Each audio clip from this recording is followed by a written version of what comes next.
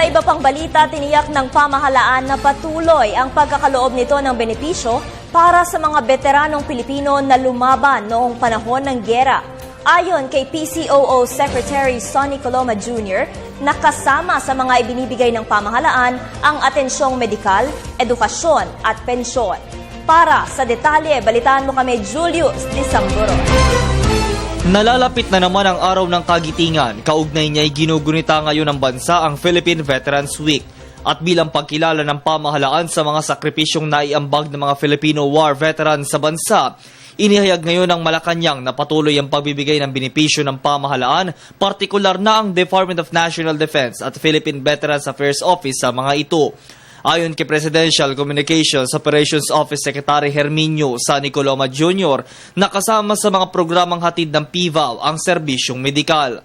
Sa pamagitan ng Veterans Medical and Memorial Center ay nakapaghatid po ng serbisyo sa 1,072 veterano at dependents noong nakaraang taon at kanilang hospitalisasyon ay lampas sa 2 milyon at ang specialized care for illnesses and other medical needs ay umabot po sa higit kumulang 15 milyong piso. Sa ilalim ng Total Administrative Disability, kabilang din niya sa pinagkakaloob sa mga veterano at sa kanilang pamilya ang benepisyo sa edukasyon, pagpapagamot, death pension at burial assistance. Ang mga serbisyo po na pinapayagan na magkaroon ng reimbursement, kasama po dyan yung angioplasty, hemodialysis, cataract surgery at pagbili ng mga hearing aids at dentures para naman po ma-improve ang kanilang quality of life. Sa pamamagitan naman ng outreach programs, nagbigay din ng pamahalaan ng gamot, wheelchair, walker at tungkod para sa mga veterano.